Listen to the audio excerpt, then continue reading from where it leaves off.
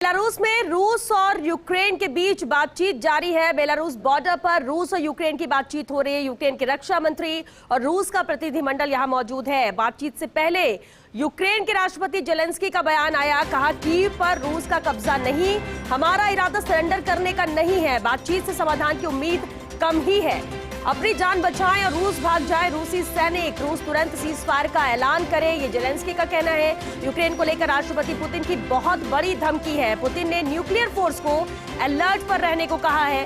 Putin ने रक्षा मंत्री और आर्मी चीफ को आदेश दिया है। बेलारूस बॉर्डर पर पश्चिमी देशों का बैन जायज नहीं है।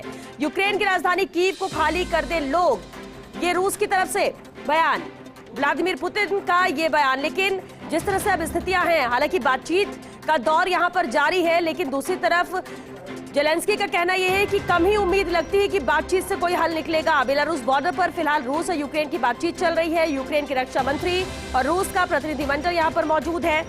बातचीत से पहले यूक्रेन के राष्ट्रपति जेलेंस्की का यह बयान आया। बातचीत से पहले उन्होंने ये बयान दिया, कीव पर रूस का कब्जा नहीं, हमारा इरादा सरेंडर करने का बिल्कुल नहीं है, बातचीत से समाधान की उम्मीद भी हालांकि कम ही है, अपनी जान बचाएं और रूस भाग जाए रूसी सैनिक, रूस तुरंत सीजफायर का ऐलान करे, ये जेलेंस्की का कहना है। इधर यूक्रेन को लेकर राष्ट्रपति पुतिन की भी बहुत बड़ी धमकी है। पुतिन ने न्यूक्लियर फोर्स को अलर्ट पर रहने को कहा है। वही पुतिन ने रक्षा मंत्री और आर्मी चीफ को भी आदेश दिया।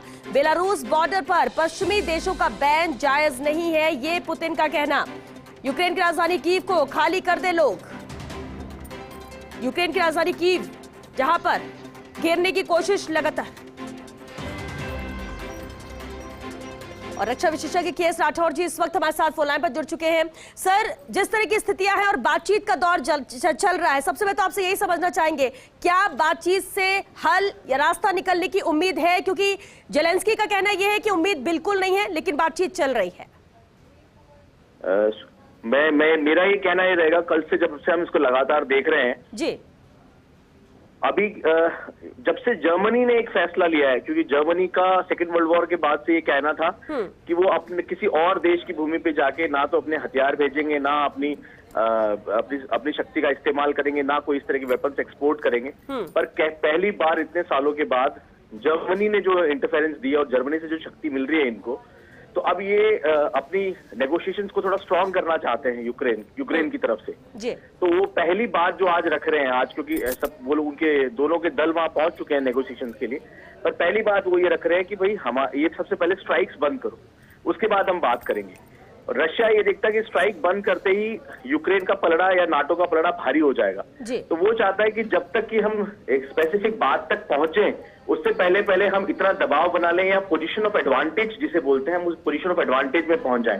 तो रशिया अगले 24 घंटे में मैक्सिमम पोजीशन ऑफ एडवांटेज पे पहुंचने की कोशिश करेगा और जमीन पे अपने उतरे सैनिक उतारने की कोशिश करेगा, ताकि उसको वो कैप्चर करके रख सके और नेगोशिएशंस को अपने हिसाब से करवा सके। तो अगले 24 घंटे बहुत ज्यादा क्रूशियल है दोनों तरफ से। सीता जी, बिल्कुल बिल्कुल सर, 24 घंटे बहुत ज्यादा क्रूशियल है, लेकिन और क्या, क्योंकि कई और कंट्री है जो सपोर्ट करना चाहते हैं, कोई इनडायरेक्टली सपोर्ट कर रहा है। दूसरी तरफ न्यूक्लियर को लेकर भी यहाँ पर तैयारियां की गई कि पुतिन ने कहा है कि बड़ी धमकी के तौर पर देखा जा रहा है कि न्यूक्लियर फोर्स को अलर्ट रहने को कहा गया है। यानी आगे अगर बात नहीं बनती तो मंशा यहाँ पर साफ नजर आती है रूस की। जैसे हमने कल बात की थी, एक्चुअली इस पूरे एरिया का, यूरोप के इस पूरे एरिया का जो बिग बॉस है वो रशिया बना रहना चाहता है। उसके दो बड़े कारण है, एक वहां के हथियारों का बाजार जो जहां रशिया अपने हथियार बेच सके, दूसरा वहां संसाधन जैसे गैस, यूरेनियम, बाकी सारी चीजें। तो रशिया नहीं चाहता है कि और कोई इस मार्केट के अंदर इन्फ्लुएंस करे और मैं ही बिग बॉस बन के रहूं। ये बात से जो बाकी शक्तियां हैं, जैसे ब्रिटेन हो गया, जर्मनी हो गया और नाटो के बहुत सारे सदस्य हो गए, उनको ये बातें उनके फेवर में नहीं जाती। तो ऑब्वियसली उन्होंने यूएसए के साथ, अमेरिका के साथ बैठ के बहुत लंबी बातचीत की है और उनको लग रहा है कि अगर आप लोग पैसिव रोल में रहोगे तो हमारे हाथ से सारी चीजें फ्यूचर के लिए निकल जाएंगी। तो यूएसए शुरू में रिलेक्टेंट था, मगर अब क्योंकि सारे लोग साथ आ रहे हैं, तो अब ये जो स्थिति है वो अगले 24 से 48 घंटे में काफी खतरनाक हो जाएगी। वो जो भी होगा इसमें नुकसान यूक्रेन का होगा, क्योंकि अब ये सीधी टक्कर नेटो के पावर की और रशिया की हो जाएगी। जी श्वेता जी, बिल्कुल। और सर इधर ये भी कहा कि पश्चिमी देशों का बैन जो किया गया है बेलारूस बॉर्डर पर वो जायज नहीं है, वो पुतिन कह रहे हैं। क्या कोई और रास्ता निकल सकता है या फिर किसी और बात को लेकर भी अब नाराजगी और इसलिए न्यूक्लियर पावर के इस्तेमाल की बात कही जा रही है, तो दूसरी तरफ बातचीत से हल नहीं निकलेगा, पहले ही इसे लेकर बहुत नकारात्मक विचार आ रहे हैं। देखिए, न्यूक्लियर पावर इस्तेमाल करना कोई छोटी मोटी बात नहीं है। न्यूक्लियर पावर यूज नहीं होगा, मगर जिसके पास जो चीज होगी वो उसको दिखाएगा तो सही, धमकाएगा तो सही।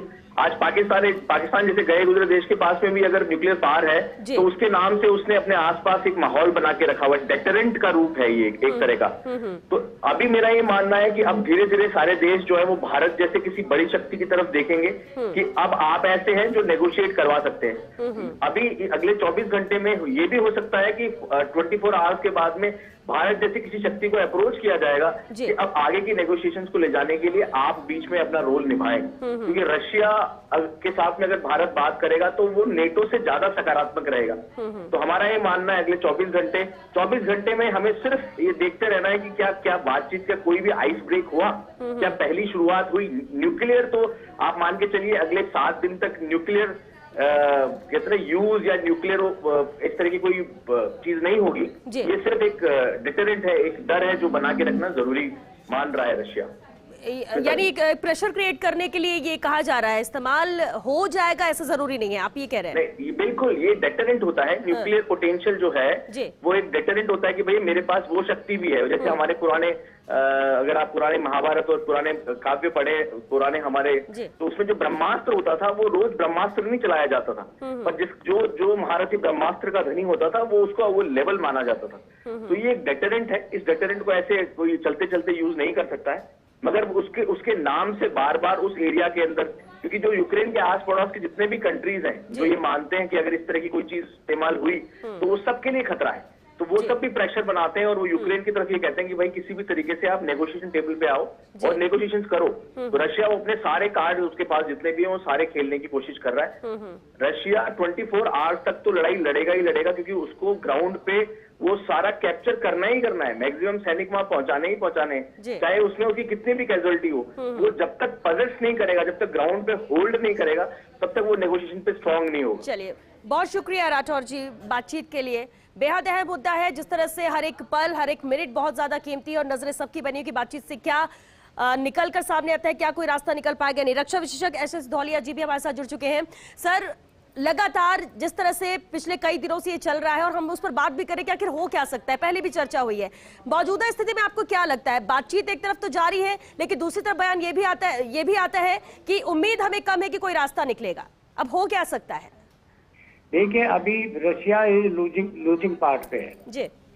अगर रशिया इस टाइम अगर सीज फायर कर देता तो रशिया का ये जो इन्वेजन हुआ, जो एक बार किया, उसको कोई फायदा नहीं हुआ। उल्टा उसने अपने इसको रशियन प्रेसिडेंट को अपने देशवासियों के प्रति काफी इसके पीछे नकारात्मक हो जाएंगे। तो इसका कोई वो नहीं लग रहा कि इसका अभी तो, पर हाँ नेटो आएगा जरूर, इतना मैं आपको बताता हूँ। अगर ये इनका अनादर 24 घंटे या 72 घंटे में नहीं हुआ, देखिए नेटो ने ऑलरेडी कह दिया कि मैं एयरक्राफ्ट प्रोवाइड करूंगा। तो एयरक्राफ्ट तो कहाँ से फ्लाई करेंगे? यूक्रेन के तो सारे एयरफील्ड उन्होंने डिस्ट्रॉय कर चुके हैं जी। तो वो उन्हीं के पायलट से फ्लाई करवाएंगे जो इनके पास है। जैसे इनके पास MiG-29 थे, 30 सू थे इनके पास, तो उन्हीं से वो फ्लाई करवाएंगे।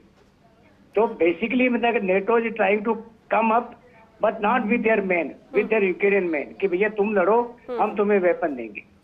तो ये तो फ्लेयर अप होगा। अभी तक तो इसका कोई नहीं लग रहा है कि आपको कि ये यहाँ कोई इसका सारांश निकलेगा।